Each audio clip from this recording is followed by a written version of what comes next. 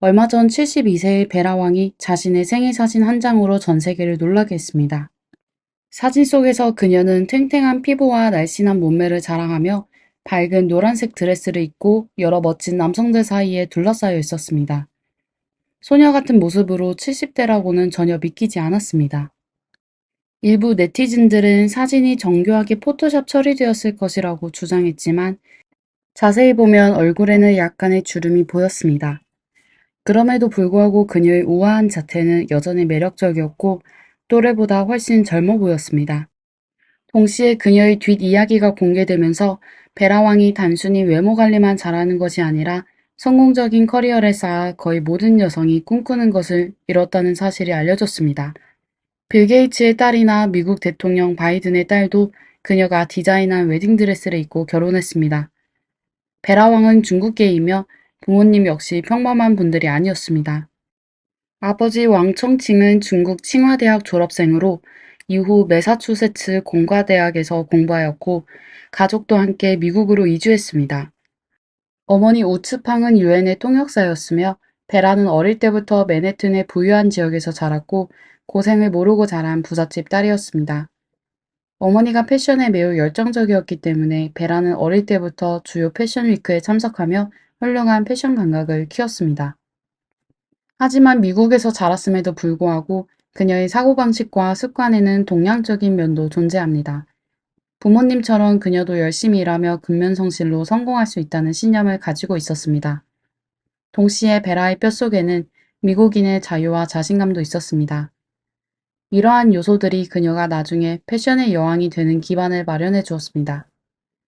어렸을 때 아버지는 베라를 훌륭한 피겨스케이팅 선수로 키우고자 했고 그래서 그녀는 8살부터 피겨스케이팅 훈련을 시작했습니다.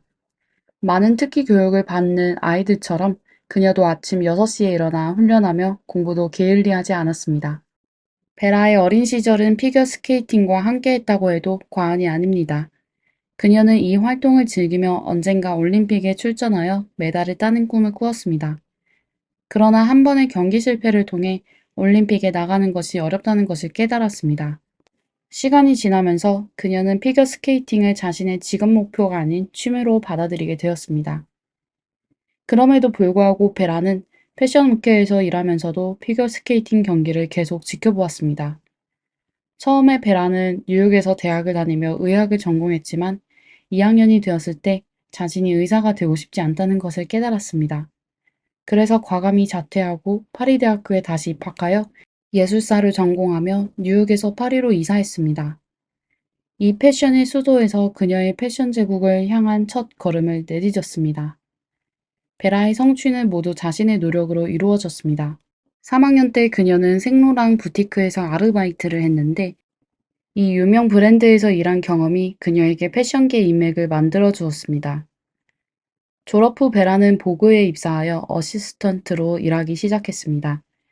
그녀는 뛰어난 능력으로 빠르게 승진하여 보그 역사상 최연소 패션 에디터가 되었습니다. 당시 베라에게는 부유한 남자친구 아서 픽 베이커가 있었습니다. 그는 부동산 개발업자이자 유명한 투자자로 두 사람은 오랜 연애 끝에 결혼을 준비 중이었습니다. 하지만 결혼 준비 과정에서 베라는 마음에 드는 웨딩드레스를 찾지 못했고 직접 웨딩드레스를 디자인하기로 결심했습니다. 이 결혼식은 매우 성대하게 열렸고 패션계, 영화계, 금융계의 유명 인사들이 대거 참석했습니다. 그녀가 직접 디자인한 웨딩드레스는 단순하면서도 정교하여 모두에게 호평을 받았습니다. 이때부터 그녀는 자신의 브랜드를 만들겠다는 생각을 갖게 되었고 그때 그녀의 나이는 이미 40세였습니다. 이런 생각이 들자마자 그녀는 망설임 없이 사직하고 창업을 시작했습니다. 이전까지 딸이 패션 업계에서 일하는 것을 반대하던 아버지도 이번에는 처음으로 지지해 주었고 400만 달러, 즉 약 56억 원의 자금을 지원해 주었습니다. 그렇게 베라는 맨해튼에 가게를 임대하고 자신의 이름을 딴 브랜드 베라 왕을 론칭하게 되었습니다. 처음에 베라는 디자인만 알았지 경영에는 서툴렀습니다. 그래서 사업 초기에는 수익이 지출을 따라잡지 못했습니다. 1994년 베라 왕은 자신의 정장과 이브닝 드레스를 가지고 있었지만 여전히 큰 명성을 얻지 못했습니다. 나중에 그녀는 브랜드에는 마케팅이 필요하다는 것을 깨달았습니다. 베라는 자신의 인맥을 활용하여 브랜드를 홍보하기 시작했습니다. 그러나 그녀의 베라왕 브랜드가 처음으로 주목을 받은 곳은 패션쇼나 연예계가 아닌 피겨스케이팅 경기장이었습니다. 피겨스케이팅을 사랑하는 베라는 항상 이 운동을 주시하고 있었습니다. 그녀는 미국의 피겨스케이팅 스타 낸시 캐리건을 위해 매우 눈부신 의상을 디자인했습니다. 그 경기에서 낸시는 우승하지 못했지만 그녀의 경기복은 관중의 시선을 사로잡았습니다. 이후 베라는 낸시를 위해 흑백이 조화를 이룬 또 다른 경기복을 디자인했습니다. 낸시가 이 옷을 입고 타임지 표지에 등장하면서 베라왕의 명성도 함께 높아졌습니다.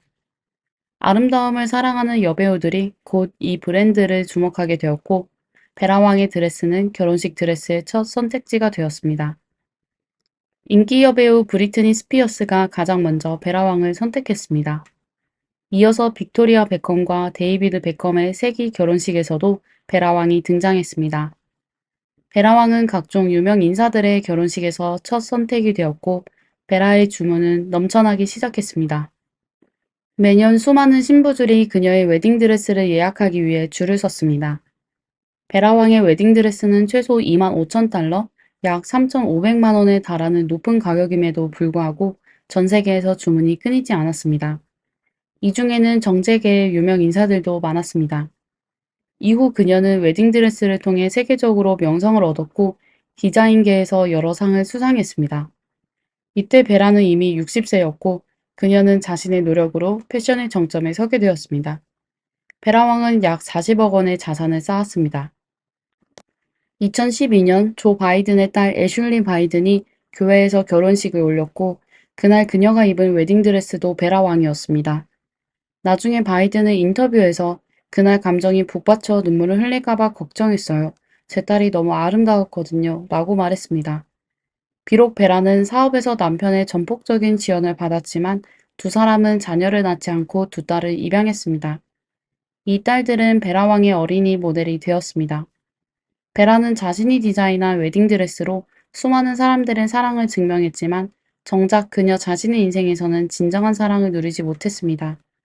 겉보기에는 잘 어울리는 듯했던 베라의 결혼은 결국 실패로 끝나고 말았습니다. 결혼 23년 후 두 사람은 평화롭게 이혼을 발표하고 딸들은 공동 양육하기로 결정했습니다. 그러나 그녀가 이혼을 발표한 그달 피겨스케이팅 선수 에반 라이사체과의 연애 소식이 전해졌습니다. 당시 베라는 63세였고 그녀의 어린 남자친구는 27세로 두 사람의 나이 차이는 무려 36살이었습니다. 이 연애는 전 세계의 주목을 받았습니다. 라이사책은 미국의 유명한 피겨스케이팅 선수로 키는 188cm에 이르고 뚜렷한 이목구비를 자랑하며 여러 차례 세계 챔피언을 차지했습니다. 60세가 넘은 베라가 젊고 잘생긴 남자친구를 얻으면서 부자 여성들의 새로운 기록을 세웠고 웬디 덩도 이에 비할 수 없었습니다. 베라의 일상생활에서는 그녀의 노화가 전혀 드러나지 않았고 운동을 사랑하는 그녀는 여전히 탄력 있는 피부를 유지하고 있었습니다. 패션계의 최정상에 있는 그녀의 의상 선택은 매우 과감했습니다. 레깅스, 슬립드레스, 반바지, 플랫폼 신발 등 어떤 스타일도 소화해내며 패션의 선두주자로 자리 잡았습니다. 그녀와 남자친구는 자주 함께 행사에 참석했고 경기장 앞줄에 앉아 경기를 관람하며 때때로 다정하게 키스를 나누는 모습은 여느 연인들과 다름없었습니다. 하지만 이 연애는 6년 만에 끝나고 말았습니다. 라이사 책이 다른 사람과 결혼하면서 아무런 예고도 없이 끝나버린 겁니다. 놀랍게도 라이사 책의 새 여자친구는 그와 오랜 친구 사이로 두 사람은 9년 전부터 알고 지냈다고 합니다. 하지만 이에 대해 베라는 항상 침착했습니다. 헤어진 후에도 라이사 책에 대해 나쁜 말을 한 적이 없습니다. 비방은커녕 그녀는 떠나간 남자친구에 대해 매우 관대했습니다. 라이사 책이 약혼을 발표했을 때 베라는 축하 인사를 전하며 그가 진정한 사랑을 찾은 것에 기쁨을 표했습니다. 그리고 이 옛 연인의 현 여자친구가 베라에게 웨딩드레스를 주문했을 때도 흔쾌히 응했습니다. 사람들이 이 상황을 비웃으려 할 때 베라는 두 딸과 함께 뉴욕의 새 집에서 일광욕을 즐기며 행복한 생활을 보냈습니다. 그녀는 오히려 그조차도 나에게 웨딩드레스를 주문했다는 것은 내 웨딩드레스가 정말 좋다는 증거다 라고 긍정적으로 말했습니다. 얼마 지나지 않아 빌 게이츠와 전 부인 멀린다 게이츠가 딸 제니퍼 캐서린 게이츠의 웨스트체스터 카운티 목장에서 열린 성대한 결혼식에 참석했습니다. 그날 오후 25세의 신부는 레이스 상의, 긴 소매, 얇은 천의 낮은 허리 드레스를 입고 눈부신 아름다움을 뽐냈습니다. 이 드레스 역시 베라가 디자인한 작품이었습니다. 현재 72세인 베라는 여전히 자주 파티를 열고 있으며 매년 주문이 밀려 들어오고 있습니다. 그녀는 여전히 다른 사람들의 행복을 증명하는 것을 즐깁니다. 세월이 지나면서 베라에게도 약간의 변화가 있었지만 그녀는 활기차고 열정적인 모습으로 소녀와 다름없이 언제든 새로운 사랑을 맞이할 준비가 되어 있는 듯 합니다. 그녀가 주최하는 각종 파티에서는 멋진 남자들이 항상 함께합니다. 베라는 태어날 때부터 부유한 환경에서 자랐고 어릴 때부터 패션위크에서 감각을 키웠으며 최고의 패션 잡지에서 인맥을 쌓고 자신이 설립한 웨딩드레스 브랜드로 전 세계 소녀들을 열광하게 만들었습니다. 소비주의와 화려한 쇼가 만연한 이 시대에 베라의 생활 방식은 많은 사람들의 관심을 끌고 있습니다. 그녀는 사람들에게 외모뿐만 아니라 그들의 독특한 생활 방식에도 주목해야 한다는 것을 깨닫게 했습니다. 그녀의 일, 사랑, 그리고 자신만의 삶에 대한 태도를 보면 이 74세의 여성은 결코 평범하지 않다는 것을 알 수 있습니다. 그녀의 인생은 정말 부러움을 자아냅니다. 세월이 우리의 정신을 소모하게 두지 말고 젊은 마음을 유지하며 삶의 모든 아름다운 순간을 즐기는 것, 아마도 이것이 우리가 베라에게서 배울 수 있는 교훈일 것입니다. 오늘 이야기는 여기까지입니다. 베라 왕의 이야기에 대해 여러분은 어떤 생각을 가지고 있나요? 댓글로 의견을 남겨주세요. 좋아요와 구독도 잊지 말아주세요. 다음 시간에 또 만나요. 안녕하세요, 여러분. 미스터리 수서곡입니다. 영국 노스여크셔주에 위치한 햄슬리는 고대 건축물과 자연 환경이 조화를 이루는 곳입니다. 아름다운 성과 주변 시골 풍경은 사람들의 마음을 사로잡습니다. 그곳은 아주 조용한 곳인데 평온함과 역사를 좋아하는 관광객들의 가장 이상적인 장소이기도 합니다. 그리고 그곳에는 평범한 일본인 이민자 가족이 살고 있었습니다. 51세 야스타케 미카는 하루의 일과를 시작했었죠. 그녀는 가족의 중요한 구성원이며 모든 가족은 그녀를 의지하여 살고 있었습니다. 아침 식사 후 그녀는 청소를 하기 시작했습니다. 그녀는 책장의 먼지를 닦아낸 후 그녀에게 가장 소중한 기념품인 피아노 앞으로 다가갔습니다. 미카는 젊었을 때 재능이 뛰어난 피아노 연주자였습니다. 그녀는 임페리얼 칼리지 런던에서 전문적인 훈련을 받았을 뿐만 아니라 영국 왕실을 위해 특별 게스트로 공연까지 했었습니다. 하지만 그녀는 피아노를 연주하지 않은 지 오래되었습니다. 미카의 여동생이 집에 돌아왔기 때문이죠. 이쯤에서 미카는 원망스럽게 집 서쪽의 한 구석을 바라보았습니다. 그곳에는 항상 꼭 닫혀있는 문이 있었죠. 미카는 피아노가 울리지 않도록 조심하며 깨끗이 청소한 후 피아노의 뚜껑을 살며시 닫고 창가로 다가가 어머니 미치코 옆에 앉았습니다. 모녀는 창밖에 새들이 지저귀는 소리와 도로를 달리는 자동차 소리, 그리고 가끔 인사하는 행인들의 소리를 듣곤 하였습니다. 이러한 소리들은 그들을 편안하게 했죠. 그들은 이런 단순한 삶을 반복하며 살고 있었습니다. 하지만 오늘은 바로 그들의 슬프지만 기괴한 이야기를 소개해드리겠습니다. 사람마다 또는 가족마다 자신이 편안하다고 생각하는 생활을 할 수 있습니다. 하지만 한 사람이 혹은 여러 사람의 사고방식이 이상하게 된다면 어떻게 될까요? 일본에서 태어나고 자란 미치코는 1960년대 후반에 결혼하였습니다. 결혼 후 그녀는 장녀 야스타케 미카, 둘째 딸 야스타케 리나, 그리고 막내 아들 야스타케 다카이 3명의 자녀를 낳았습니다. 미치코는 일본의 유명한 불교학자 집안에서 태어났는데 일가족이 사찰을 운영하고 있어 그녀와 그녀의 아이들은 부유한 생활을 해왔습니다. 하지만 불행하게도 미치코가 셋째 아이를 낳은 후 남편과 성격 차이로 이혼하게 되었습니다. 이혼 후 미치코는 얼마 안 돼 영국인 남자와 결혼하였고 그녀는 아이 셋을 데리고 영국에서 거주하며 한때 본인과 아이들의 성을 남편의 성으로 바꿨습니다. 미치코는 자녀 교육을 매우 중요하게 생각하여 집에서 직접 세 자녀를 교육했었습니다. 그러다 그녀는 곧 자신의 지식이 아이들을 교육하기 많이 부족하다는 걸 깨닫게 되었고 심사숙고 후에 미치코는 아이들을 최고의 사립학교에 보내기로 결정하였습니다. 세 자녀 중 리나의 능력이 가장 뛰어났는데 그녀는 곧 퀸 메리 학교에 입학하여 공부하기도 했습니다. 그 학교는 여자 기숙학교였으며 같은 반 친구 사라 매튜스는 리나가 매우 부지런한 학생이었다고 하였습니다. 그리고 그녀의 성격이 아주 쾌활했는데 예술적인 재능은 사람을 놀라게 할 정도였습니다. 사라는 또 리나가 평상시 조용했는데 성적을 올리는 데에 연구하기를 좋아했다고 말했습니다. 1986년 리나는 6학년 최고 장학금을 받았었고 그 후 리나는 와이콤비 수도원 학교에 입학하여 역사와 영어 그리고 라틴어와 그리스어를 체계적으로 공부했습니다. 몇 년 후 리나는 캠브리지 대학교에 입학하게 되어 고전문학과 언어학을 전공했습니다. 그녀는 학교 잡지에 그림을 여러 번 게재한 적이 있었는데 미술 전공자가 아닌 리나는 많은 미술품을 고가에 판매한 적이 있었습니다. 졸업 후 리나는 집으로 돌아왔고 일자리를 찾지 않고 바로 너니턴에 있는 한 마을로 갔습니다. 그리고 그 후로 한때 사회생활에 열정적이었던 리나는 사라진 듯 모든 친구들과 연락을 끊었습니다. 리나의 언니 미카도 좋은 학생이었습니다. 그녀는 임페리얼 칼리지 런던 대학에 다녔는데 인기 있는 피아노 연주자가 되었습니다. 하지만 그녀도 졸업한 후 거의 연주에 참여하지 않고 여동생과 같이 집으로 돌아가 은둔 생활을 시작하였습니다. 그녀들의 남동생 타카히로도 똑같은 상황이었습니다. 그는 글쓰기에 재능이 있어 유명한 소설가가 될 가능성이 높았다고 하였습니다.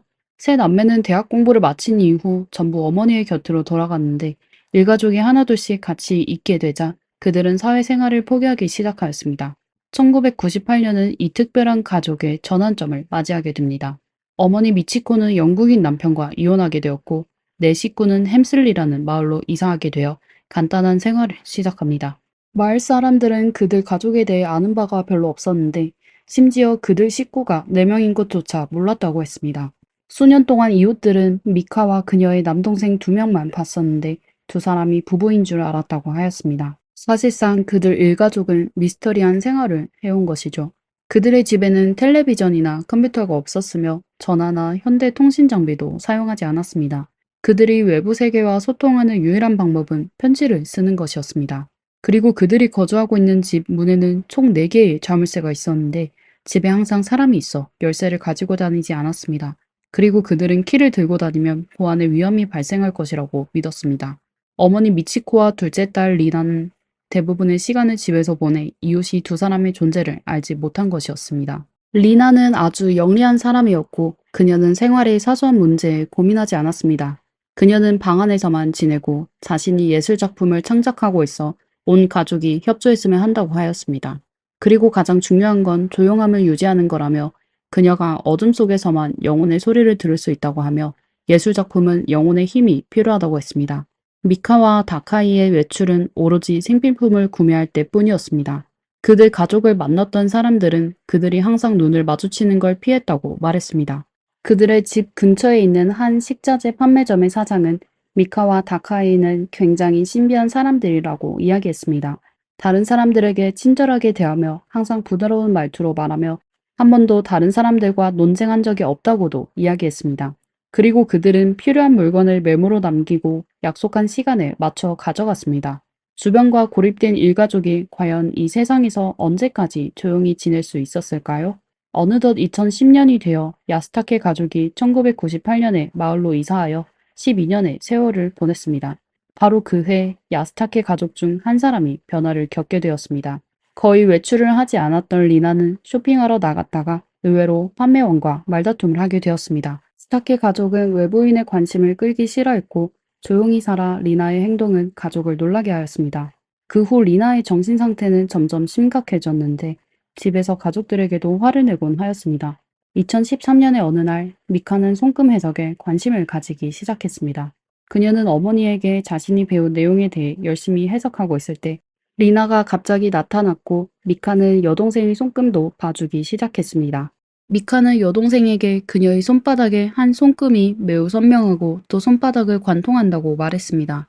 미카는 책의 설명에 따라 그런 손금이 있는 사람은 성격이 강하고 자신감이 넘치며 이성적이어서 감정이나 가족의 영향을 쉽게 받지 않으며 독립적인 성격이고 이런 사람은 매우 활동적이지만 참을성이 없어 뇌가 쉽게 자극을 받아 편집증 성격을 갖기 쉽다고 하였습니다.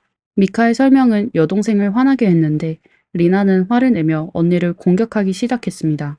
가족들은 리나를 어렵게 진정시키고 할 수 없이 그녀를 병원으로 데려갔습니다. 의사는 리나에게 정신과 의사를 방문하여 검진을 받아보라 제안했지만 그녀의 가족은 아무 말 없이 리나를 집으로 데려갔고 계속 은둔 생활을 이어갔습니다. 그리고 그때부터 화목했던 두 자매의 관계는 점점 멀어지게 됐습니다. 리나는 다시 가족들 앞에 나타나지 않았습니다. 미카는 낮에 여동생이 가끔 침실에서 나오는 모습을 볼 수 있었지만 2013년부터 그녀는 저녁에만 침실을 나가 화장실을 방문했었다고 하였습니다. 미카는 여동생과 갈등이 생겨 그녀와 대화로 풀려고 여동생이 침실로 들어가 얘기하려고 했지만 거절당하였습니다. 이내 여동생이 평소에 즐겨 먹던 음식도 문 밖의 작은 테이블에 놓을 수밖에 없었습니다. 미카는 여동생이 식기를 수거할 때만 그녀의 방에 들어갈 수 있었습니다. 미카는 항상 조심스럽게 문을 노크한 후 30초를 셌습니다. 이것은 그 집안의 규칙이었고 누구도 소음을 내서는 안 됐습니다. 게다가 여동생은 특별한 규칙이 있었는데 이는 노크한 후 최소한 30초를 기다린 후에야 방 안에 들어갈 수 있었습니다. 미카는 문을 열고 여동생의 침실 안으로 들어가도 여동생이 신비한 예술작품이 완성되기 전까지는 볼 수 없다고 하여 마음대로 시선을 둘 수 없었습니다. 일가족은 그것이 세상을 놀라게 할 작품이 될 것이라고 믿었습니다. 물론 미카는 보고 싶어도 방안이 어두워 아무것도 볼 수 없었습니다. 리나의 침실의 블라인드는 항상 단단히 닫혀 있었고 미카는 자신의 기억으로 테이블로 가 식기를 들고 어두운 방을 나와야 했습니다. 누나에 비해 남동생 다카이로는 보다 자유로웠습니다. 그는 작은 누나의 창작을 위해 본인이 글 쓰는 걸 포기하였습니다. 그는 리나가 역사상 가장 위대한 그림을 그리고 있다는 걸 진심으로 믿었습니다. 하지만 누나의 창작이 순조롭게 진행될 수 있기 위해 그는 누나의 침실 밖에서만 그녀와 대화를 나누었습니다. 그는 주로 작은 누나가 창작에 필요한 알코올을 구매하는 업무를 담당하였습니다. 항상 조용했던 미카는 여동생의 창작을 전혀 방해하지 않았습니다. 그녀는 묵묵히 가족들을 돌보며 모두가 좀 더 편안하게 살 수 있도록 하며 여동생이 작품을 기다렸습니다. 그러다 어느 날 그녀는 여동생의 방으로 들어가 식기를 치우다 여동생이 음식에 거의 손을 대지 않은 걸 발견하여 무의식적으로 여동생의 이름을 부르며 밥 좀 먹지 라고 했는데 그녀의 여동생은 그녀의 말에 반응하지 않았고 미카는 하는 수 없이 방에서 나갈 수밖에 없었습니다. 하지만 그 후 그녀는 다시 여동생의 방에 들어갈 수 없게 되었습니다. 그녀는 문 밖의 테이블에서 식판을 가져가는 것만 허락되었습니다. 미카는 아주 가끔 리나의 문의 좁은 틈 사이로 그녀가 지극히 마른 손으로 음식을 가져가는 걸 볼 수 있었습니다. 그러다 미카의 남동생 다카이로가 리나와 대화하는 걸 우연히 듣게 되었는데 다카이로는 작은 누나에게 그렇게 하지 마. 누나의 영혼만으로는 성공할 수 없어 라고 말한 후 그는 리나의 침실 문을 열고 방 안으로 들어갔습니다. 이때 미카는 호기심에 문 앞으로 달려가 두 사람의 대화를 엿들었지만 방 안에는 아무런 소리도 들리지 않았습니다. 이튿날 남동생은 미카에게 리나의 작품이 곧 출시될 것이라며 미카가 해야 할 일이 있다고 하고 그녀를 근처 약국으로 데려갔습니다. 두 사람은 소독용 알코올을 구입한 후 집으로 돌아가 누나와 같이 리나의 방 안으로 들어갔습니다. 방 안은 여전히 어두웠는데 리나가 희미한 빛 속에서 침대에 조용히 누워있는 걸 보게 되었습니다. 리나는 키가 150cm에 불과한 매우 마른 체형이었습니다. 마지막으로 의사를 만났을 때 그녀의 몸무게는 41kg이었고 지금 여동생은 더욱 허약해 보였습니다. 미카는 남동생의 지시에 따라 알코올로 리나의 몸을 닦기 시작했습니다. 리나의 온몸에 알코올을 닦은 후에야 두 사람은 그녀의 방을 나왔습니다. 이렇게 두 사람은 매일 똑같은 작업을 하기 시작했습니다. 이에 다카이로는 리나의 영혼을 정화하는 것이라고 말했습니다. 미카와 다카이로는 또다시 집 근처의 약국으로 가 소독용 알코올 몇 병을 구매하였습니다. 두 사람은 한 달 만에 대량의 알코올을 구매했는데 사용량은 분명 정상적인 가정에서 사용하는 양을 초과했었죠.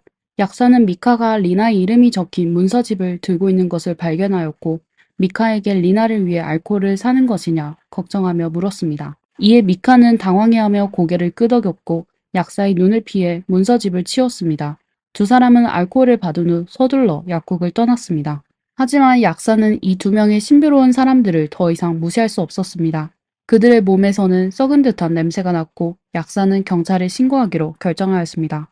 바로 그때 야스타케 가족 집의 지붕을 수리하는 일꾼 두 명도 경찰서에 야스타케 가족의 집에서 악취가 나 경찰에 뭔가 썩은 것 같다고 신고하였습니다. 경찰은 잇따라 신고 전화를 받게 되어 야스타케 가족의 집을 방문하여 도대체 무슨 일인지 확인하게 되었습니다. 그들에게 문을 열어준 사람은 80세가 된 미치코였습니다. 그들은 방문객을 초대한 적이 없어 노인은 4개의 자물쇠를 열어 문을 살짝 열었는데 한 무리의 경찰이 들어올 줄은 몰랐습니다. 경찰들이 야스타케의 집으로 들어간 후 리나가 자신의 침실에서 작품을 만드는 게 아니라 자신의 침대에 숨졌다는 걸 발견하였습니다. 그녀의 목 아래는 두꺼운 이불을 덮고 있었는데 경찰이 이불을 치우자 그녀의 몸 전체가 알코올로 건조되어 부패하기 시작하여 심한 냄새를 풍기고 있는 것을 알 수 있었습니다. 이것이 바로 수리공과 약사가 쉽게 악취를 맡을 수 있었던 이유였습니다. 법의학 분석 결과에 따르면 리나는 약 6주 전인 8월 18일쯤 세상을 떠난 것이었습니다. 바로 그녀의 남동생이 미카를 불러 리나의 창조에 참여하게 한 날이었습니다. 그리고 바로 그날 야스타케 가족의 집에서 아름다운 피아노 음악 소리가 들리게 됐습니다. 사실 리나의 신체는 알코올로 반복하여 닦아 그녀의 피부는 건조되어 밀화되어 있었습니다. 법의학자는 그녀의 사망 원인을 측정하기 어렵다며 배고픔 때문일 수도 있고 또 탈수로 인한 장기 부전일 수도 있다고 하였습니다. 하지만 리나의 가족들은 그녀가 사망했다는 걸 인정하지 않았습니다. 언니 미카는 여동생이 여전히 숨쉬고 있고 맥박이 뛰고 있으며 그녀의 몸이 여전히 따뜻하다고 말했습니다. 다른 가족들도 리나의 영혼이 그녀의 몸을 지켜주고 있다며 리나는 자신의 영혼으로 위대한 작품을 만들었다고 하였습니다. 야스타케 가족은 심지어 리나를 매장하는 걸 강력히 반대하였습니다. 경찰은 리나를 방 밖으로 옮기며 그녀의 가족들을 체포하였고 야스타케 가족에게 고의 상해 혐의로 기소하였습니다. 영국 법에 따르면 그들의 범행은 최고 종신형에 처해질 수도 있었습니다. 하지만 경찰은 곧 더욱 이상한 현상을 발견하게 됐습니다. 야스타케 가족은 대부분의 시간을 영국에서 보냈는데 80세인 미치코를 포함하여 모두 좋은 교육을 받았습니다. 그들은 모두 유창한 영어를 할 수 있지만 가족끼리 있을 때는 거의 일본어를 사용하여 경찰은 사건을 해결하기 위해 일본인을 고용하여 번역하게 하였습니다. 그들은 번역이 있으면 의사소통에 도움이 될 것이라고 생각했지만 일본어 번역가도 어려움을 겪게 되어 모두를 놀라게 하였습니다. 수년간의 은둔 생활에 그들은 영국 사회와 분리되었을 뿐만 아니라 일본인과도 격리되어 그들 가족만의 언어를 사용하게 됐습니다. 가족 4명의 언어는 일본인 동포조차 의미를 이해할 수 없었습니다. 조사에 따르면 야스타케 가족은 2018년부터 정신적 고통을 겪게 된 것입니다. 2018년 4월 일본에서 미카의 아버지가 세상을 떠났다는 걸 알게 되자 그 후 리나는 식사를 중단하기 시작하였습니다. 그들의 이웃들은 리나가 1998년 그 집으로 이사 왔을 때 이미 20대인 그녀가 소녀인 줄 알았다고 하였습니다. 그녀의 가족은 그녀를 걱정하여 그녀에게 식사를 권유했지만 아무런 소용이 없었다고 하였습니다. 그녀는 또 겁을 먹어 병원으로 가 검사받는 걸 거부하였습니다. 식사하는 걸 거부하는 사람이 어떻게 될지 상상할 수 있을 것입니다. 시간이 지나자 리나의 건강은 점점 악화되어 그녀는 결국 침대에서 일어날 수 없게 되었습니다. 경찰은 리나가 숨진 시간이 2018년 8월 18일로 추측하였습니다. 그들의 집에서 일기장이 발견되었는데 일기는 야스타케 가문만이 사용할 수 있는 일본어로 작성되었습니다.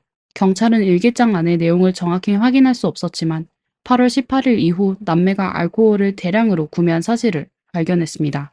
이에 미카는 여동생의 영혼을 정화하기 위해서라고 말하였습니다. 경찰은 그들 가족과 이야기를 나눈 후 그들 가족이 수년간의 은둔 생활을 한 후 모두가 의사소통에 어려움이 있다는 걸 발견했습니다.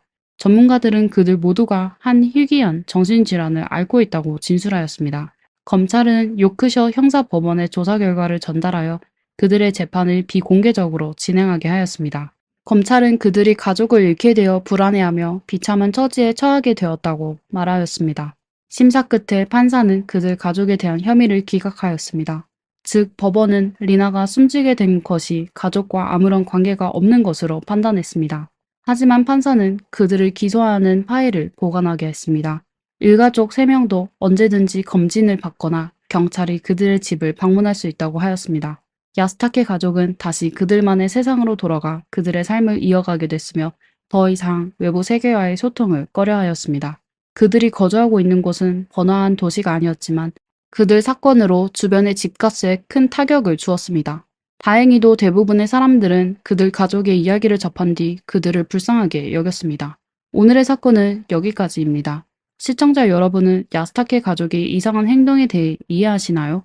개인 혹은 한 집단이 스스로 고립되어 산다는 건 그들이 사회적 불안이 있거나 어떤 나쁜 일을 겪었을 가능성이 높습니다. 물론 일부 사람들은 더 깊은 생각과 자기 반성을 위해 혼자 있는 것을 선호하는 경향도 있습니다. 세상으로부터 자신을 고립시키는 선택은 결코 건강한 생활 방식이 아니라는 점을 유의해야 합니다. 사회는 사람의 심리, 정서적 건강에 있어 모두 중요합니다. 만약 당신이 쾌활한 성격을 가진 사람인데 갑자기 사람을 접하는 걸 혐오하게 된다면 본인의 심리적 건강에 주의를 기울이고 의사의 도움을 받기를 바라겠습니다. 오늘 영상은 여기까지입니다. 미스터리 수사국이었습니다. 감사합니다. 다음 영상에서 뵙겠습니다. 한 쌍의 부부가 결혼의 전당에 들어서면 종종 평생 사랑할 것을 맹세하며 삶의 끝까지 함께할 것을 약속합니다. 이는 아름다운 약속이죠. 그러나 사우스 캐롤라이나의 한 부부에게는 그들이 정성스럽게 준비한 섬 결혼식이 예상치 못한 전환점을 맞이하게 되었습니다. 개최했던 장소, 손님의 명단, 메뉴와 음악까지 결혼식의 작은 세부사항 하나하나가 정성껏 설계되었었죠. 그들은 2023년 4월 28일 세상에서 가장 행복한 부부가 되기를 기대하고 있었습니다. 그러나 모두가 모르는 사실이 하나 있었습니다. 섬의 다른 한 곳에서 제이미 리 코모로스키라는 소녀가 이 행복한 날을 최악의 악몽으로 바꾸려 하고 있었다는 것입니다. 안녕하세요. 미스터리 수사국에 오신 것을 환영합니다. 이제 오늘의 사건 속으로 들어가 보겠습니다. 이 슬픈 사연은 한 사람의 경솔한 결정이 다른 사람에게 얼마나 치명적인 재앙을 초래할 수 있는지를 보여줍니다. 36세의 아릭 허치스는 세 형제 중 막내입니다. 그의 부모님은 사랑이 넘치고 가정은 화목했으며 아릭도 그 덕분에 밝고 활발한 성격을 지니게 되었습니다. 그는 대학에서 미디어 전공을 했고 졸업 후에는 대형 건설회사의 영업 매니저로 순조롭게 취직했습니다. 아릭은 업무상 자주 출장을 다녔습니다. 그는 한 번의 출장 중 호텔바에서 우연히 아름다운 여성을 만나게 되었습니다. 그녀는 짙은 갈색 머리와 갈색 눈, 그리고 환한 미소를 가지고 있었죠. 아릭은 그녀 옆에 앉을 자리를 찾았습니다. 그녀의 이름은 사만다 밀러였고 당시 34살로 애칭은 사미였습니다. 그녀의 어머니 리사 밀러는 1988년 여름 매우 로맨틱한 남성을 만나게 되었고 그 후 사미가 태어났습니다. 비록 두 사람이 결혼하지는 않았지만 사미의 부모는 예상치 못한 임신을 실수로 여기지 않았습니다. 그래서 사미는 어머니의 성을 따랐으며 친부와 그녀를 사랑해주는 새 아버지를 모두 가지게 되었습니다. 사미를 한 단어로 묘사한다면 친구들은 주저하지 않고 명랑함이라는 단어를 선택할 것입니다. 그녀는 모든 사람의 삶에 기쁨과 행복을 가져다 줄 수 있기 때문입니다. 사미는 어렸을 때부터 다른 사람의 감정을 돌볼 줄 알았습니다. 그녀는 주변 친구들을 매우 아끼며 어디를 가든 좋은 친구를 사귀었습니다. 그러나 그녀의 가장 친한 친구는 어머니 리사였습니다. 사미를 아는 사람들은 그녀가 진정한 자유로운 영혼을 지니고 있음을 알고 있었습니다. 대학을 졸업한 후 그녀는 처음에 간호조무사로 일을 했고 그 후 성형외과 의사의 사무실에서 일을 했습니다. 이후 사미는 방향을 바꿔 마케팅 분야에 들어가 한 회사의 AS 부서 책임자로 일하게 되었습니다. 그녀는 유타로 출장을 가던 중 아릭을 우연히 만나게 되었고 그로 인해 두 사람은 인연을 맺게 되었습니다. 호텔에서 그들은 매우 즐거운 대화를 나눴습니다. 아릭은 그녀의 아름다움 뿐만 아니라 지혜와 유머에 감동을 받았습니다. 밤이 되어 두 사람은 대화를 마친 후 서로의 전화번호를 교환하고 각자 방으로 돌아갔습니다. 흥분된 사미는 즉시 엄마에게 전화를 걸어 방금 만난 아주 멋진 남자에 대해 이야기했습니다. 하지만 그녀는 또한 두 사람이 미래가 없을 것이라 생각한다며 슬퍼했습니다. 왜냐하면 그들은 단지 일 때문에 그 호텔에 머물고 있었기 때문입니다. 다음날 아침, 사미는 노크 소리에 잠에서 깼고 문 밖에는 아릭이 웃는 얼굴로 서 있었습니다. 그는 네 잔의 커피를 들고 있었는데 사미가 어떤 맛을 좋아하는지 몰라 여러 가지를 사왔다고 했습니다. 이후 사미는 저녁 식사 초대를 받았습니다. 그들은 매일 연락을 주고받으며 결국 연인이 되었죠. 팬데믹이 발생했을 때 출장이 줄어들자 사미는 아릭과 함께 살기로 결심했습니다. 사미는 어렸을 때 가족과 함께 찰스턴 남부의 폴리비치에 간 적이 있었습니다. 그때부터 그녀는 이 작고 아기자기한 섬을 매우 좋아했었죠. 그래서 아릭은 짐을 꾸려 제임스 아일랜드에 있는 아파트를 임대했습니다. 사미는 폴리비치 근처에 있는 곳을 특별히 선택했습니다. 사미의 꿈은 현실이 되었고 아늑한 집에는 두 마리의 애완고양이도 함께하게 되었습니다. 모두가 그들을 완벽한 연인이라고 생각했고 그들의 사랑은 마치 동화 같았습니다. 아릭이 청혼한 후 두 사람의 생활은 더욱더 아름다워졌습니다.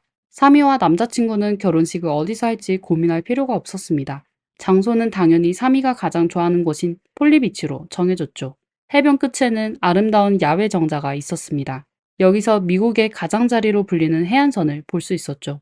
신혼부부는 해변에서 결혼식을 올리고 흰색 나무 산책로를 따라 정자로 돌아와 피로연을 열 수 있습니다. 사미와 남자친구의 가족들이 외지에 살고 있지만 해변 근처에는 멋진 호텔과 단기 임대 주택이 많이 있어 모두가 머물기에 좋았었죠.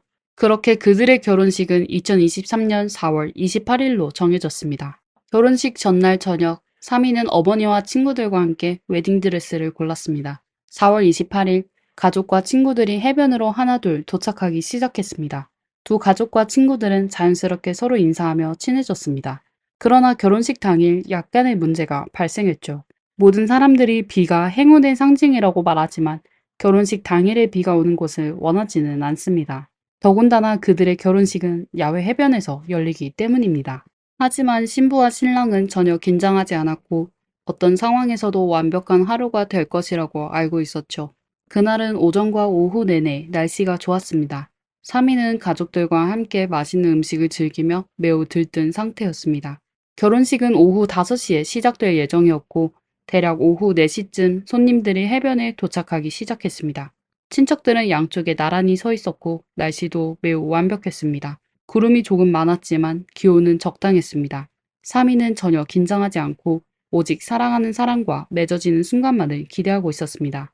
아릭은 나무 아치 아래에서 바다를 바라보며 신부를 기다리고 있었습니다. 사미는 모든 사람의 시선을 받으며 아릭에게 다가가 그의 곁에 섰습니다. 이들 신랑 신부는 눈물을 흘리며 서로에게 서약을 낭독했습니다. 그리고 목사는 그들을 정식적으로 부부로 선언하였습니다. 가족과 친구들은 그들을 위해 환호하기 시작했습니다. 식이 끝난 후 리셉션은 칵테일 파티로 진행되었습니다. 사미와 남편은 첫 춤을 추며 입장했습니다. 이어서 사미는 그녀를 키워준 두 명의 남성, 생부와 계부와 함께 춤을 추었습니다. 그 후 사회자는 신부 사미가 그녀의 인생에서 또 다른 중요한 인물인 어머니 리사와 함께 춤을 추고 싶다고 발표했습니다. 비디오 화면은 모든 따뜻한 장면을 기록했습니다. 테이블 위에는 맛있는 멕시코 타코와 풍성한 디저트가 있었죠. 그리고 사미의 언니 맨디가 특별히 그들을 위해 만든 결혼 케이크도 있었습니다. 모든 사람은 웃음과 노래로 가득 찬 완벽한 밤을 보냈습니다. 리셉션이 끝난 후 아릭의 매형이 신혼부부를 몇 마일 떨어진 신혼집으로 데려갔습니다. 신혼부부가 떠날 때 손님들은 양쪽에 서서 불꽃봉을 들고 작은 길을 만들어 주었습니다. 아릭과 그의 아내는 군중 사이를 지나 작은 차에 탑승했습니다. 그 차는 해변 마을에서 흔히 볼 수 있는 골프카트였습니다. 차 뒷부분에는 Just Married라는 작은 표지판이 걸려 있었습니다. 아릭의 매형은 17살의 자녀와 함께 차의 앞좌석에 앉았습니다. 아릭 부부는 뒷좌석에 앉아 친척들에게 손을 흔들며 작별 인사를 했습니다. 주차장을 떠날 때 사미는 남편에게 이 밤이 영원히 끝나지 않기를 바래 라고 말했습니다. 이것이 아릭의 기억 속에 남아있는 아내의 마지막 말이었습니다. 결혼식 장소에서 몇 마일 떨어지지 않은 곳에 센터 스트리트라는 도로가 있습니다. 이 도로는 폴리비치의 주요 도로로 상점, 레스토랑, 해변, 바, 루프탑 클럽을 연결해 섬의 활기찬 야경을 제공합니다. 주변 도시에서 온 젊은이들도 이곳으로 와서 휴식을 취하곤 합니다. 그 중에는 25세의 제이미도 포함되어 있습니다. 그녀는 1997년에 태어나 뉴저지의 고급 주택 지역에서 형제 자매들과 함께 자랐습니다. 제이미는 아버지와의 관계가 특히 좋았고 일부 사람들은 그녀가 너무 많이 사랑받았다고 말하기도 했습니다. 하지만 제이미를 아는 사람들은 그녀가 매우 착한 마음을 가지고 있다고 말합니다. 그녀는 파티를 사랑하는 소녀로 사교 활동을 활발히 했었죠. 그러면서도 대학 시절 내내 4.0 GPA를 유지하며 학점 표창을 받기도 했습니다. 대학을 졸업한 제이미는 호텔 경영학위를 취득했고 한 물류회사에서 고객관리자로 성공적으로 일을 했습니다. 그녀는 동시에 자신의 연인 에반 테트로를 만나게 되었습니다. 그러나 2023년 4월 제이미는 고액 연봉의 일을 그만두고 섬에 있는 타코보이라는 레스토랑에서 일하기로 했습니다. 이 레스토랑은 센터 스트리트 근처에 위치해 있습니다. 사미 부부와 마찬가지로 제이미와 남자친구도 섬에서의 생활을 즐기고 있었습니다. 4월 28일 제이미는 한 멕시코 레스토랑으로 식사를 하러 갔습니다. 레스토랑은 다소 외진 곳에 위치해 있었지만 시설이 매우 잘 갖추어져 있다고 알려져 있었습니다. 이 레스토랑은 매주 파티를 열었고 파티는 매우 열광적이었으며 무료 테킬라와 마가리타를 제공했습니다. 제이미의 동료들 중 몇몇 젊은이들은 이 파티에 참가하는 걸 매우 좋아했죠. 제이미가 당시 얼마나 많은 술을 마셨는지는 아무도 알지 못하지만 무료 술의 유혹에 단 한 잔만 마셨을 가능성은 매우 낮습니다. 제이미는 회색 차를 렌트해서 친구들과 만나러 갔습니다. 그녀는 이미 여러 다른 바를 방문한 후였습니다. 그날 밤 제이미는 이미 취해 있었고 밤이 되자 더욱더 무모해졌습니다. 제이미는 몸집이 작아 각 바에서 한 잔씩만 마셔도 이미 음주운전 상태였습니다. 그러나 그녀는 우버나 리프트를 부르지 않았고 친구들에게 데리러 와달라고 하지도 않았습니다. 대신 그녀는 직접 운전해서 집으로 돌아가기로 결정했습니다. 제이미의 집은 섬의 반대편에 있었고 그녀는 단지 좌회전을 해서 폴리로드에 들어간 후 제임스 아일랜드까지 직진하기만 하면 됐습니다. 그러나 약 오후 10시경 제이미는 주차장을 빠져나와 실수로 오른쪽으로 애슐리 애비뉴에 들어섰습니다. 보통 미국의 거리에서 방향을 잘못 틀었다면 작은 골목길을 통해 다시 올바른 방향을 찾거나 유턴이 허용된 곳에서 되돌아가면 됩니다. 그러나 애슐리 애비뉴의 양쪽 끝은 통행할 수 없는 곳으로 한쪽 끝에는 등대가 있고 다른 쪽 끝에는 오락시설이 있습니다. 하지만 제이미는 자신이 잘못된 길로 들어섰다는 것을 인식하지 못했었죠.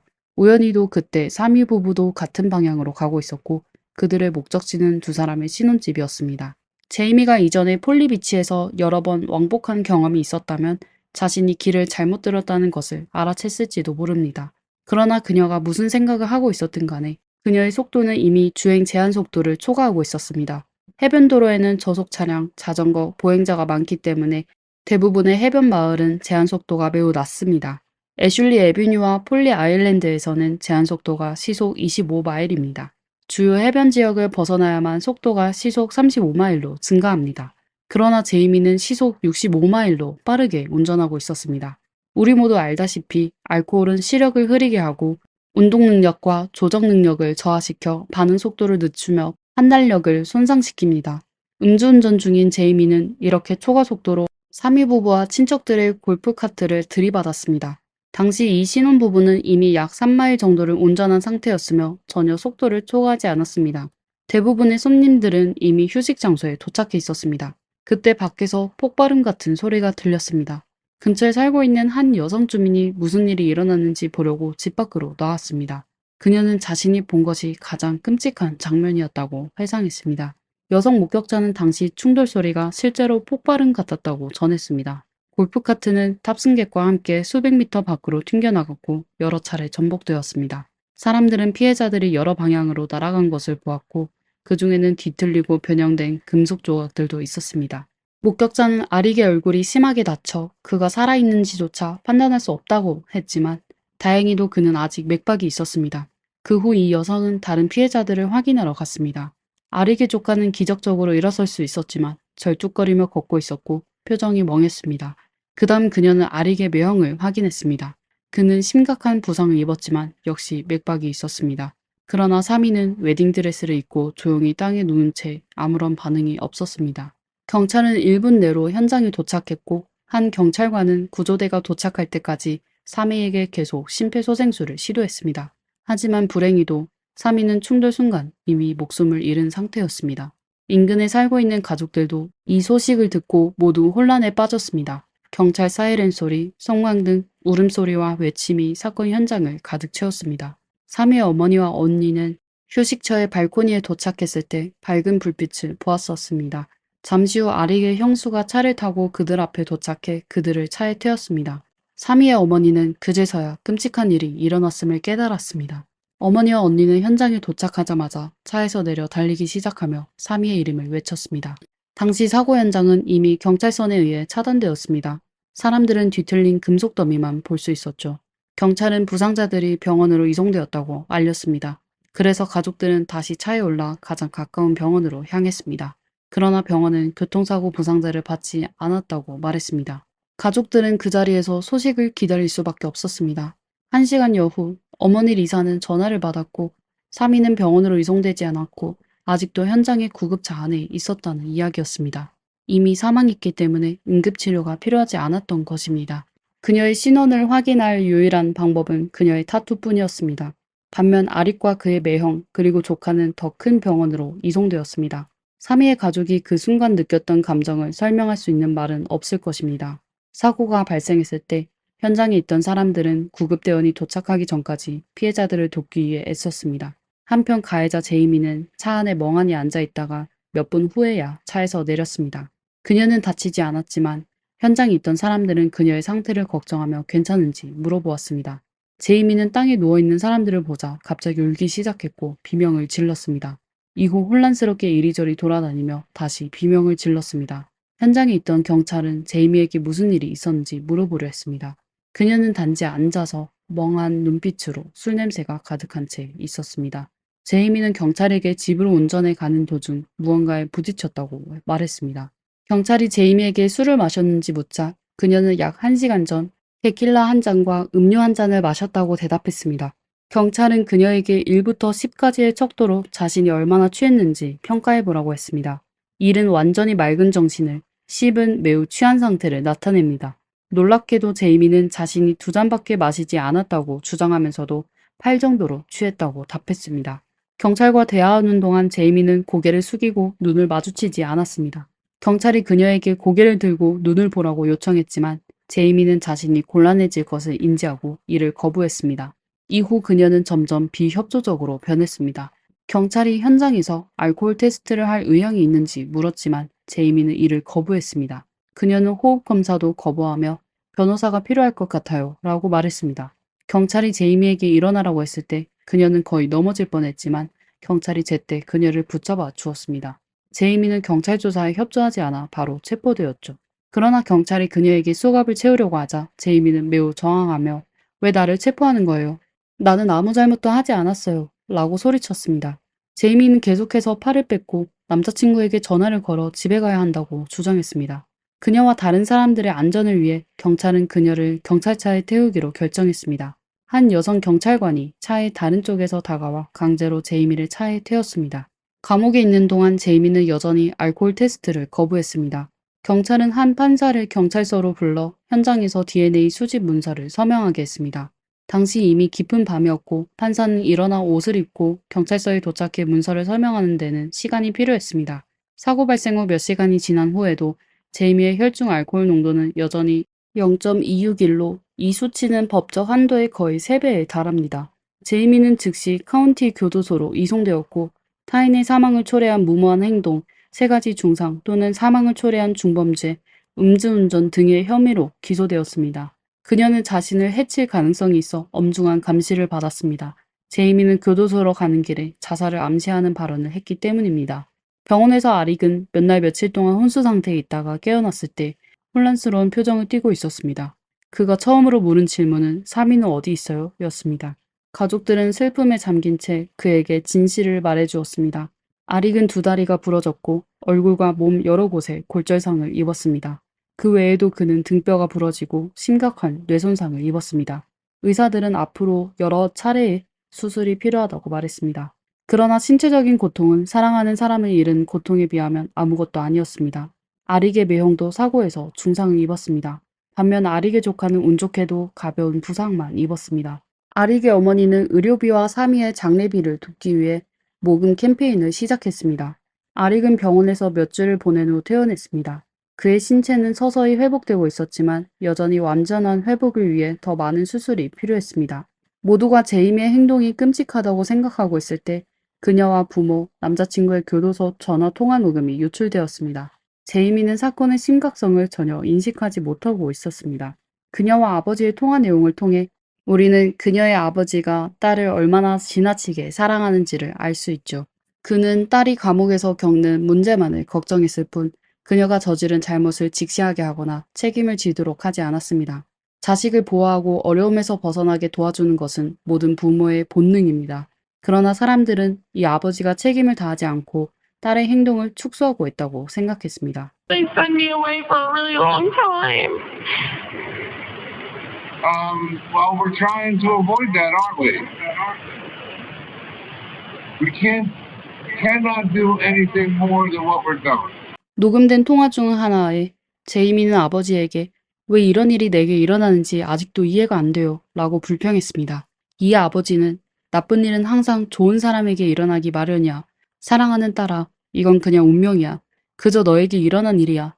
우리가 최선을 다해 처리할게. 알겠니? 라고 답했습니다. 많은 사람들은 아버지가 딸을 위로하려는 마음을 이해할 수 있었지만 그는 여전히 딸을 지나치게 애지중지했습니다.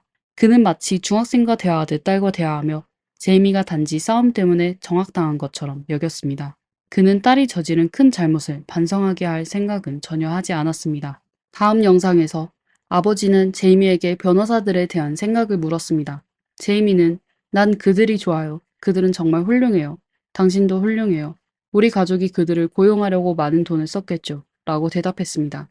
이러한 전화 녹음이 공개되자 많은 사람들의 분노를 불러일으켰습니다.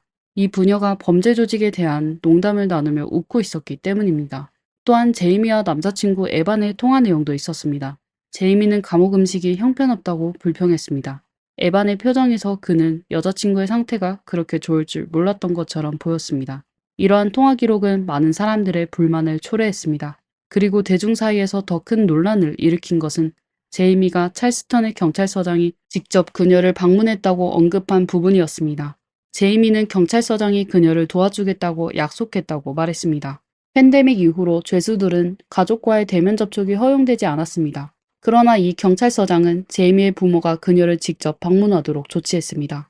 대중은 이 통화 내용이 제이미가 특별 대우를 받고 있음을 드러냈다고 주장했습니다.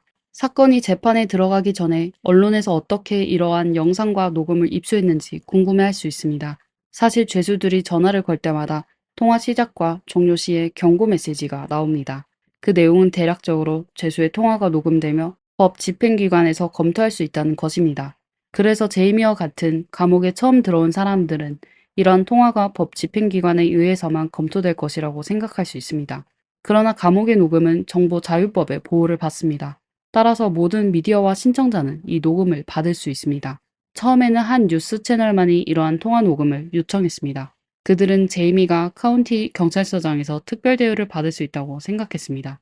이 사실을 공개하면 대중의 분노를 일으킬 뿐만 아니라 다른 죄수들의 분노도 일으킬 것입니다. 경찰서장이 이러한 통화 내용이 자신에게 부정적인 영향을 미칠 수 있다는 것을 깨달았을 때 언론의 접근을 막으려 했습니다. 그들은 이러한 통화가 사생활 문제를 포함할 수 있다고 주장했습니다. 그러나 이미 늦었었죠. 당시 9개의 언론이 통화 녹음과 접근 권한을 얻은 상태였습니다. 그중 한 뉴스 채널은 경찰서장을 상대로 정보자유법 위반 혐의로 소송을 제기했습니다.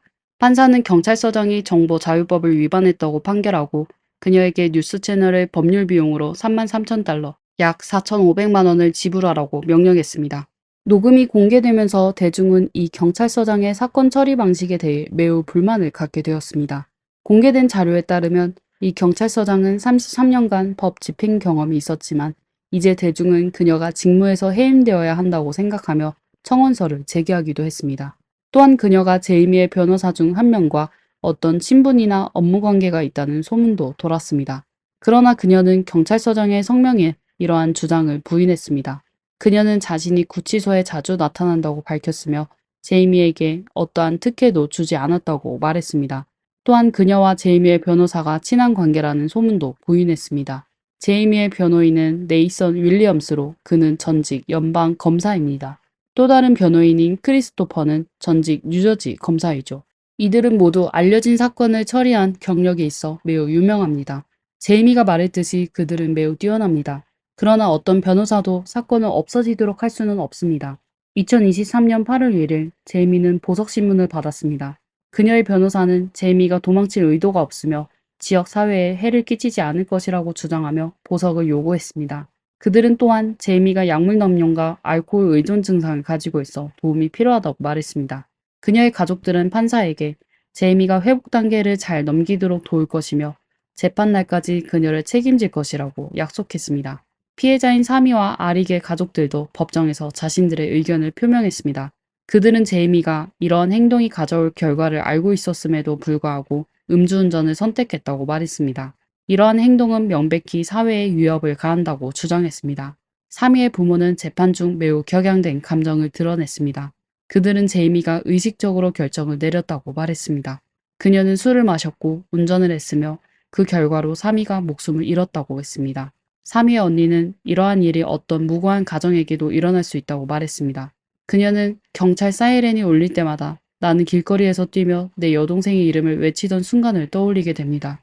음주는 의식적인 결정이며 운전대를 잡는 것도 의식적인 결정입니다. 라고 말했습니다. 보석신문에서 제이미는 매우 슬프게 울었지만 법정은 그녀의 보석을 허가하지 않기로 결정했습니다. 판사는 모든 당사자가 협력하여 이 사건을 신속히 재판에 회부해야 한다고 말했습니다. 또한 만약 2024년 3월까지 재판이 시작되지 않는다면 제이미는 보석으로 풀려날 수 있을 것입니다.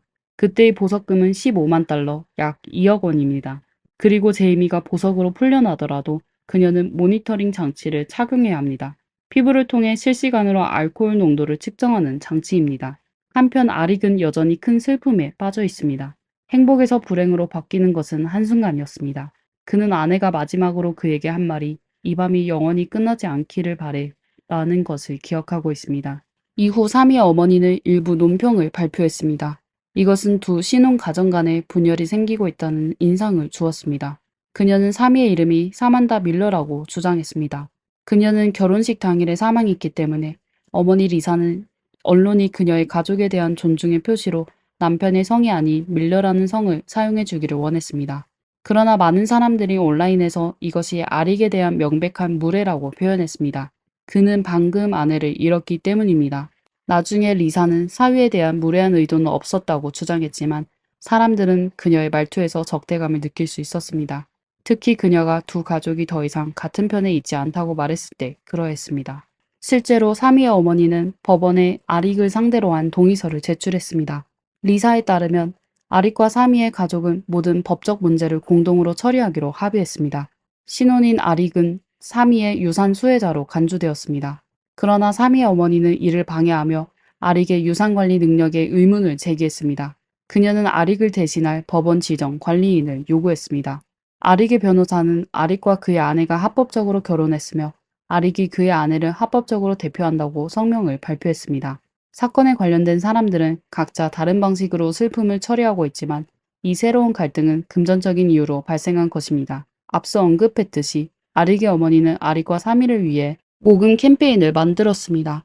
그러나 사미의 어머니는 가족을 대표하여 별도의 계좌를 만들기로 결정하고 사미의 문제는 자신들이 관리하겠다고 주장했습니다. 한편 아릭은 아내를 위해 추가 소송을 제기하기로 결정했습니다. 제이미를 과실치사로 고소하는 것 외에도 그는 제이미에게 술을 제공한 모든 레스토랑, 바, 바텐더와 서버를 고소했습니다. 소송에서는 제이미가 분명히 과음했음에도 불구하고 이 장소들이 계속해서 술을 제공했다고 주장했습니다. 또한 이 기업들과 직원들은 이미 취한 사람에게 술을 제공하지 않을 책임이 있습니다. 이 소송은 제이미의 최신 고용주인 타코보이도 대상으로 하고 있습니다. 아릭은 그들이 제이미에게 저녁 활동에 참여하도록 압박을 가했고 이로 인해 과음하게 되었다고 주장했습니다. 그러나 타코보이의 경영진은 그들이 직원들에게 바에서 시간을 보내도록 권장하지 않았으며 그날 밤 제이미는 작업장에 있지도 않았다고 주장했습니다. 실제로 사우스 캐롤라이나를 포함한 많은 주에서는 명백히 취한 사람이나 미성년자에게 알코올 음료를 제공하는 것을 금지하는 법률이 있습니다. 이러한 법률은 드라마 쇼법으로 불리며 기업과 알코올 음료를 제공하는 직원이 그들이 서비스한 소비자가 저지른 어떤 행동에 대해 책임을 지도록 규정하고 있습니다. 이는 만약 제이미가 유죄 판결을 받게 되면 이들 기업과 개인들이 피해자들에게 배상하기 위해 벌금을 지불해야 할 수도 있음을 의미합니다. 또한 업소는 영업 허가를 잃게 되어 호텔이나 바 등의 장소가 폐업할 수도 있습니다. 한편 제이미가 유죄 판결을 받게 되면 최대 55년의 징역형에 처해질 수도 있습니다. 이 사건을 주목하는 전문가들은 제이미가 그렇게 오래 복역하지는 않을 것이라고 예상합니다. 그러나 사건의 심각성과 이 사건이 고위급 사건이라는 것을 고려할 때 그녀는 최소한 일부 시간 동안 복역하게 될 것입니다. 제이미는 이전에 경미한 교통위반 외에는 다른 범죄 기록이 없었습니다. 사실 그녀가 술에 취하지 않았더라도 과속운전은 매우 무모한 행동이었습니다. 이 사건이 널리 주목받은 이유는 공개된 전화녹음 때문입니다. 그중 한 장면에서 제이미는 내 인생은 끝났어 라고 말했습니다. 그녀의 말처럼 그녀의 인생이 끝났을지도 모르지만 진정으로 인생이 끝난 사람은 바로 사미입니다. 만약 제이미가 진정으로 이 어려움을 극복하고자 한다면 그녀는 책임을 져야 할 것입니다. 사미 부부야말로 이 사건의 진정한 피해자이며 제이미가 아닙니다. 이 비극이 사람들로 하여금 음주운전이 초래할 수 있는 심각한 파괴를 인식하게 되길 바랍니다. 이 영상을 보고 계신 여러분, 만약 여러분의 자녀나 사랑하는 사람이 음주운전으로 타인을 해치고 감옥에 가게 된다면 어떻게 하시겠습니까? 댓글로 여러분의 의견을 남겨주세요. 오늘의 이야기는 여기까지입니다. 시청해주셔서 감사합니다. 제 채널이 마음에 드셨다면 좋아요, 구독, 댓글 잊지 말고 남겨주세요. 다음 시간에 다시 만나요.